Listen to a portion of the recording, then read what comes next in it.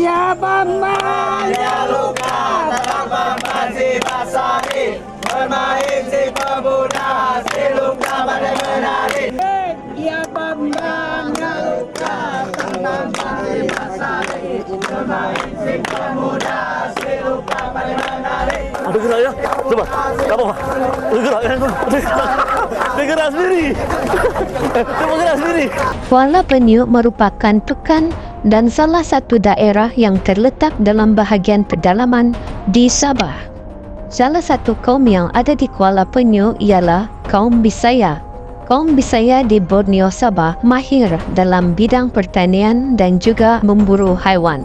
Mereka turut mahir dalam seni kraftangan dan sebahagian besar peralatan kraftangan digunakan dalam kehidupan seharian mereka. Kaum asli Bisaya mempunyai adat yang diwarisi daripada nenek moyang mereka sejak turun-temurun. Antara tradisi dan adat yang diwarisi itu termasuklah tarian bubuk mengalai yang dikaitkan dengan mistik.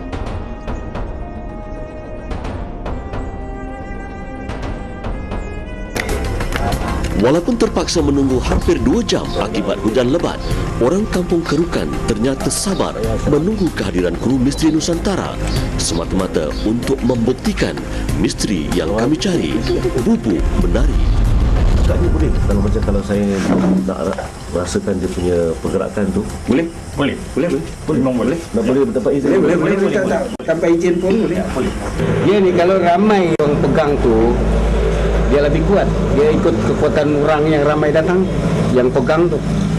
Pasal dia ni kan, satu perkara, dia menggunakan ayat-ayat Al-Quran. Surah Yasin. Dia tidak ada lagi biza tu. Surah Yasin tu lurus terus dengan tajwid sekali. Tiada seruan. Tiadanya jampi sini, jampi situ. Dia tidak. Itu surah Yasin tu pula. Memang itulah. Kami tak pasti kesahihan kenyataan Sepawi tentang penggunaan bacaan Yasin dalam tarian bubuk itu. Malah, dia sendiri mencadangkan kami bertemu dengan seorang tua yang mahir dengan sejarahnya. Haji Sadiq menghabiskan banyak waktunya dengan mengajar fardu ain kepada penduduk Kuala Penyu. Seingatnya, penggunaan surah Yasin dalam tarian bubu diwarisi sejak dulu, tetapi ia tidak mempunyai sebarang fungsi mistik. Malah tarian bubu hanyalah permainan rakyat yang tidak bersempena dan bertempat. Lagipun menurutnya, tarian bubu ini pun dimainkan atas permintaan kami. Itu permainan dia orang anggap sebagai kebodohan dia orang. Ada satu bumuk apakah yang mengajar dia orang, ada terjumpa dalam surat Yasin itu kan. Kata itu orang, kalau ini kita baca, itu bubu boleh mengalai. Itulah maka pangkalnya, buku pangkalnya. Inilah lokasinya, tempat di mana buluh untuk dibuat bubu tu dicari. Buluh bukan sembarang buluh namanya buluh poring.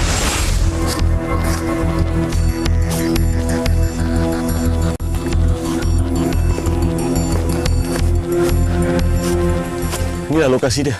Semua dia penuh dengan buluh. Tapi apa yang pelik, penduduk di sini duduk dekat dengan pantai. Tapi mereka bukannya bekerja sebagai nelayan. Sebaliknya mereka bekerja sebagai pekebun dan petani. Mereka mencari buluh ni untuk dibuat bubu hanya untuk upacara ditarikan ni saja. Ini buluh yang dimaksudkan. Kena hati-hati sikit.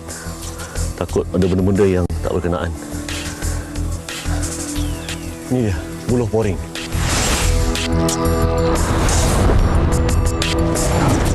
Ada seorang lelaki berusia 71 tahun yang harus kami temui. Dia pakar membuat bubu. Jangan terpedaya dengan usianya yang sudah lanjut. Kudratnya mengatasi kebanyakan orang yang lebih muda daripadanya. Satu bubu, berapa batang buluh? Berapa batang buluh? Satu batang saja. Pak Yaakob, satu-satunya orang kampung Kerukan yang pandai membuat bubu menari. Bukan calang-calang orang yang sanggup dan pandai membuatnya. Pada hemat kami, selain pengalaman, kemahirannya pasti bersandarkan ilmu yang tersembunyi di dada. Setelah buluh yang sesuai ditemui, pengikatnya pula perlu dicari dan ia bukan jenis sembarangan. Kerana bubu yang digunakan untuk menari ini bubu yang istimewa harus atau wajib diperbuat daripada bahan-bahan asli sahaja. Tidak boleh ada bahan-bahan lain seperti dawai, keruai dan sebagainya. Selain diikat menggunakan akar, bubu juga akan dimandikan menggunakan akar langir. Ini yang boleh buat sabun ni? Ya. Oh, ya. Ini tutuk-tutuk kasih jamur, kemudian tu baru kita gunakan. Ada bau tak? Kita mau tukar alim ada. Ya. Memang dah dan itu.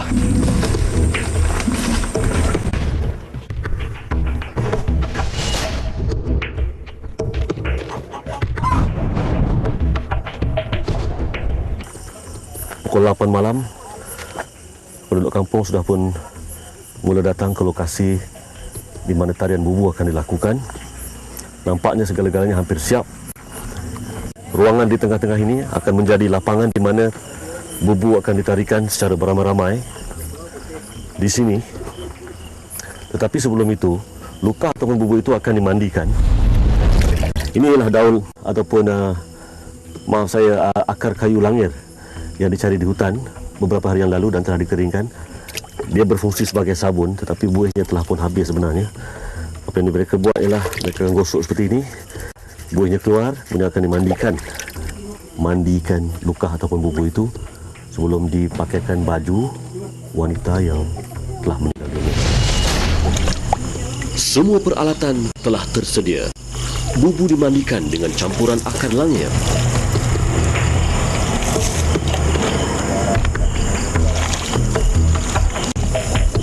Ni macam bagusok ni konon. Ni dah siap.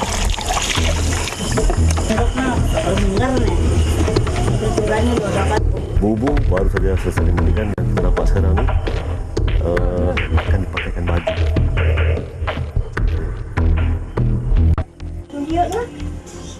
Bubu diasapkan dengan kemenyan sebelum dipakaikan dengan baju wanita. Tetapi ia bukan sebarangan baju. Hanya baju wanita yang telah meninggal dunia digunakan.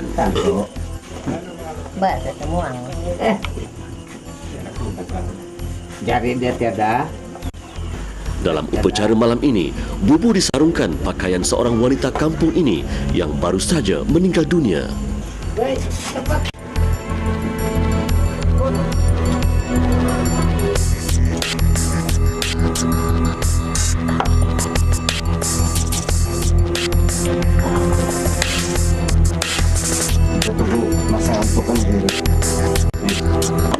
Apa yang anehnya, upacara dimulakan dengan bacaan Yasin.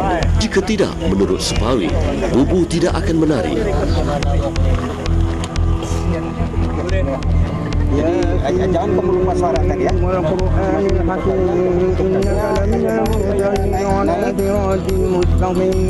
Pemuda-pemuda kampung yang belum pernah melihat tradisi ini seumur hidup mereka perlu dilatih membaca mantra berulang-ulang kali sebelum upacara boleh dimulakan.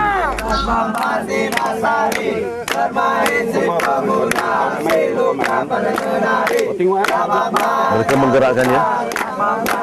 Pada awal mereka menggerakkannya. Dan kita lihat apakah betul selepas ini bubu ini akan bergerak dengan sendiri.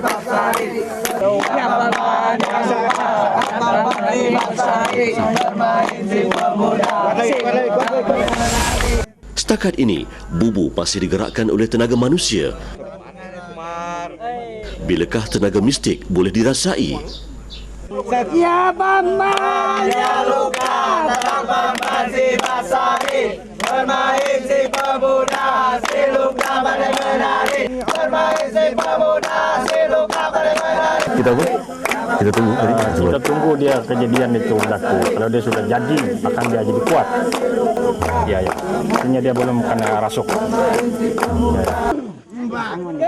Ya hambanya luka, tetap masih basahi. Bermain si pemuda, si luka pada menari. Kelainan mula dirasai.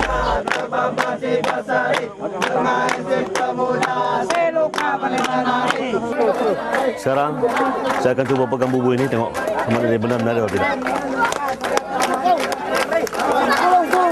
saya meminta hanya saya dan wakil TV3 Sabah, Kasim Mahmud atau Pak Kasim untuk menarikan bubu. Lepas, Pak. Cuma lepas. Ada gerak ya? Coba. Tak apa, Pak. Ada gerak kan? Dia gerak sendiri. Dia bergerak sendiri. Cuba 2 orang. Saya dengan Pak Kasim. Cuba saya 2 orang. Cuba saya 2 orang. Saya 2 orang. Saya 2 orang, Pak. Saya 2 orang.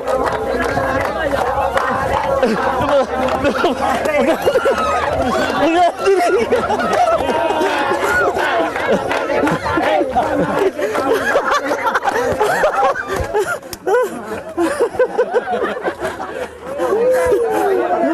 Saya nampak Kasim pegang 2 orang tadi.